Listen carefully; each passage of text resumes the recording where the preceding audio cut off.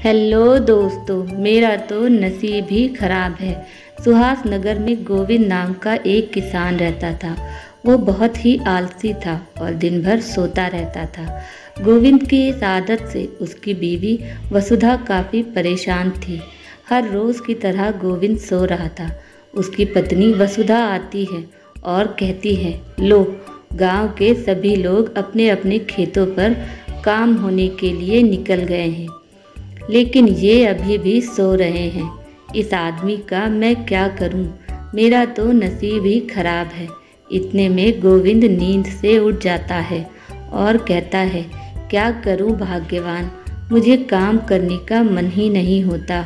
कहीं भी थोड़ी देर बैठ जाऊं तो मुझे नींद आने लगती है। ये सुनकर वसुधा कहती है, अपने पास 3 बीघा ज़मीन है, लेकिन फिर भी हम गरीबों की ज़िंदगी जी रहे हैं। उठो और आज पूरा खेत जोत कर आओ। काम पूरा नहीं किया तो घर आने की हिम्मत मत करना। खाना भी तभी मिलेगा जब तुम पूरा खेत जोत कर आओगे। बीवी की डांट सुनकर गोविंद खड़ा होता है और फावड़ा लेकर खेत की ओर निकल जाता है। बाहर धूप बहुत तेज हो चुकी थी। वो सीधा जाकर पेड़ की छांव में बैठ जाता है।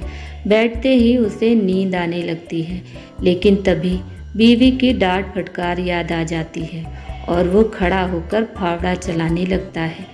थोड़ी देर तक काम करने के बाद गोविंद को पसीना छूटने लगता है। पसीना पोंछते हुए कहता है, थोड़ी देर आराम कर लेता हूँ और पानी पीकर दोबारा काम पर लगूंगा। वो वापस से पेड़ के नीचे जाता है और शीतल जल पीकर थोड़ी देर आराम करता है। आराम करते करते उसे नींद आ जाती है और कब शाम हो जाती है उसे पता ही नहीं चलता। जब गोविंद की नींद खुलती है तो उसके सामने एक बूढ़ी औरत खड़ी होती है। वो कहती है, बेटा, अगर 2 बूंद पानी हो तो मुझे पिला दो, मुझे बहुत तेज प्यास लगी है। हाँ हाँ माँ जी, मेरे पास पानी है, लो पी लो। गोविंद उन्हें पानी पिलाता है। पानी पीकर वो महिला कहती है, बेटा, क्या तुम्हारे पास कुछ खाने को मिलेगा? बहुत तेज़ भूख भी लगी है, लेकिन माँ जी, मेरे पास तो कुछ खाने के लिए भी नहीं है। मैं खुद भी भूखा हूँ। मेरी पत्नी ने मुझे खाना नहीं दिया है। उसने मुझसे कहा कि अगर मैंने इस खेत को पूरा नहीं जोता तो मुझे खाना भी नहीं मिलेगा। मैंने बहुत देर तक काम किया, लेकिन पूरा खेत नहीं जोत पाया। मुझे काम करने का मन नहीं होता। जहाँ कहीं भी बैठता हूँ मुझे तुरंत नींद आ जाती है। तभी वो बूढ़ी महिला एक अप्सरा का रूप धारण करती है।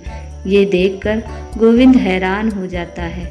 बेटा, तुम आलसी हो, इसमें तुम्हारा कोई दोष नहीं है, लेकिन शायद तुम्हें नहीं पता, इस खेत में तुम बहुत सारा सोना उगा सकते हो, जिससे तुम्हारा आने वाला समय काफ़ी सुख और शांति में व्यतीत हो सकता है। अच्छा, लेकिन कैसे? देखो बेटा, तुम इस खेत में धान की फसल करो। तुम्हारे इस पूरे खेत में 3 धान सोने के उगेंगे, जिससे तुम अपनी गरीबी को दूर कर पाओगे। इसी तरह हर बार धान की फसल करने पर 3 सोने के धान की संख्या बढ़ जाएगी और धीरे धीरे तुम्हारा पूरा खेत सोने का धान बनकर तैयार होगा और तुम सोने की फसल के मालिक बन जाओगे। ऐसी बातें सुनकर गोविंद अपनी खुशहाली के दिनों में डूब जाता है और सोचने लगता है कि फिर मुझे काम करने की भी ज़रूरत नहीं पड़ेगी और जब चाहूँगा तब सो सकता हूँ और अपनी नींद उठ सकता हूँ। कोई मुझे परेशान नहीं करेगा। इतने में वो अप्सरा गायब हो जाती है और गोविंद घर वापस लौट आता है। वो सारी घटना अपनी पत्नी को बताता है। उसकी पत्नी वसुधा पहले तो उसकी बात पर भरोसा नहीं करती। उसे लगता है कि शायद ये नींद में कोई सपना देख रहे होंगे, लेकिन गोविंद के जोर देने पर उसने सब कुछ मान लिया। वसुधा ने गोविंद से कहा, तो फिर चलो, अभी हम दोनों मिलकर खेत को जोत कर आते हैं और उसमें धान की फसल को भी बो आते हैं।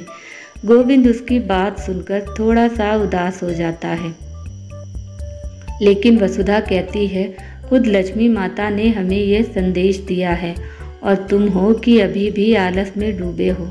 वसुधा के जोर देने पर गोविंद को खेत पर जाना पड़ता है। दोनों ने मिलकर रात भर खेत जोता और सुबह तक उन्होंने धान की फसल को भी बो दिया। कुछ दिनों बाद गोविंद के खेतों में धान की फसल उगी। फसल के कारण खेत का रंग सोने की तरह लग रहा था। उसे देखकर वसुधा ने कहा, सुनो जी, तुम्हें ऐसा नहीं लगता कि इसमें कोई एक नहीं बल्कि पूरे के पूरे धान सोने के हैं? देखो तो खेत कितना प्यारा लग रहा है।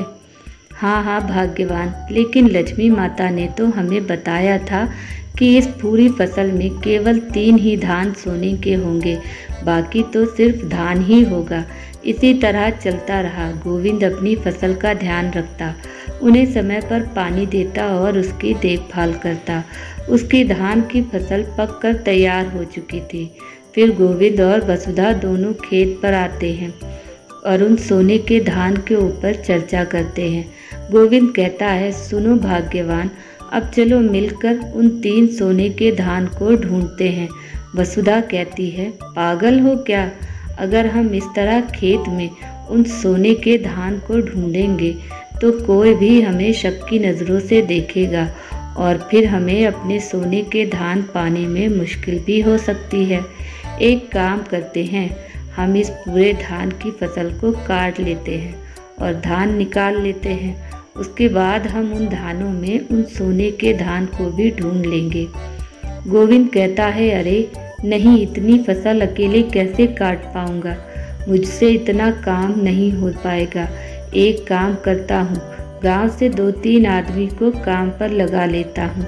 इससे जल्दी भी होगा और आराम से काम भी हो जाएगा। वसुधा गुस्सा होते हुए बोली, अगर हम दूसरों से धान कटवाएंगे तो क्या पता वो सोने के धान वही लोग चुरा लें। नहीं नहीं, हम ऐसा नहीं कर सकते। हम दोनों मिलकर ही इस पूरे धान की फसल को काटेंगे। फिर गोविंद और वसुधा दोनों फसल काटना शुरू करते हैं। तभी गांव के 3 लोग उन दोनों को अकेला फसल काटते हुए देखते हैं तो कहते हैं, अरे गोविंद भाई, अकेले अकेले क्यों लगे हो? फसल तो काफ़ी है, इसके लिए 2 आदमी और कर लेते। नहीं नहीं चाचा, मैं और मेरी पत्नी दोनों मिलकर इस पूरी फसल को आज ही काट देंगे और वैसे भी साथ काम करने के लिए कोई मिल भी नहीं रहा। अरे नहीं मिल रहा तो चलो हम ही तुम्हारे साथ काम कर लेते हैं। ये सुनकर वसुधा बोली, नहीं चाचा जी, हम दोनों ही इस काम को कर लेंगे, आप परेशान मत होइए। ये सुनकर तीनों आदमी ठीक है कहते हुए चले जाते हैं। वसुधा कहती है, अच्छा हुआ जो ये लोग चले गए, वरना सोना हमारे हाथ नहीं लग पाता। गोविंद और वसुधा दोनों धान की पूरी फसल काटते हैं और घर ले जाते हैं। वे दोनों मिलकर धान और भूसे को अलग करते हैं और फिर उसमें सोना ढूंढते हैं। काफ़ी कोशिश करने के बाद भी सोना नहीं मिलता। इस पर गोविंद और वसुधा उदास हो जाते हैं। वसुधा गोविंद से कहती है, सुनो जी, सोना तो नहीं है, अब क्या करें? हाँ भाग्यवान, सोना तो है ही नहीं इसमें। एक काम करो तो तुम इस धान को जमींदार को बेच आओ, वैसे भी हम इस धान का क्या करेंगे? गोविंद उस पूरे धान को जमींदार के पास लेकर जाता है। जमींदार गोविंद की फसल देखकर काफ़ी खुश होता है क्योंकि उसका पूरा धान सोने की तरह चमक रहा था। इस पर जमींदार खुश होकर उस धान के बदले गोविंद को बहुत सारे पैसे देता है जिसकी गोविंद ने कभी कल्पना ही नहीं की थी। इसके अलावा जमींदार अगली बार के फसल के पैसे गोविंद को पहले से ही दे देता है ताकि अगली फसल भी वो खरीद सके। अब गोविंद के पास काफ़ी पैसे थे। वो उन पैसों को लेकर घर वापस आता है और अपनी पत्नी को देता है। गोविंद कहता है, सुनो भाग्यवान, सोना नहीं मिला तो क्या, देख रही हो ना, इतने पैसे पहले कभी नहीं थे हमारे पास। हाँ हाँ, सही कहा आपने, मुझे तो यकीन ही नहीं हो रहा है इतने सारे पैसे एक साथ देखकर। सुनो, जिस देवी ने आपको दर्शन दिए हैं उन्होंने हमें सोना देने को कहा था, लेकिन उस सोने से हम इतना पैसा भी नहीं कमा पाते जितना कि हमने अपनी सब फसल को बेचकर कमाया है।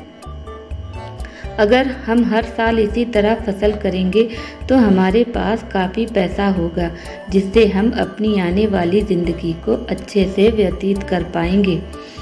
हम देवी की बात को समझ ही नहीं पाए। उनका असली मतलब तो यही था कि तुम्हारी फसल किसी सोने से कम नहीं है। हाँ हाँ भाग्यवान, सही कहा। अब हम मिलकर हर साल अच्छी फसल उगाएंगे और उसे ज़मींदार को बेचेंगे। बदले में हमें ढेर सारा पैसा मिलेगा। अब गोविंद और वसुधा मन लगाकर अपनी फसल को सही से बोते, सींचते और उसे बढ़ाकर फसल पकने पर उसे ज़मींदार को बेच आते। धीरे धीरे गोविंद के पास काफ़ी सारा पैसा आ गया और दोनों खुशी खुशी जीवन व्यतीत करने लगे। आपको ये कहानी कैसी लगी? प्लीज़ कमेंट करके कहानी के बारे में अपनी राय हमें ज़रूर बताएं। अगर आपको ये कहानी अच्छी लगी हो तो अपने दोस्तों के साथ शेयर करें और ऐसी ही कहानियाँ सुनने के लिए हमारे चैनल से जुड़ें। Thanks for watching. Please subscribe my channel and hit the bell button. Bye bye.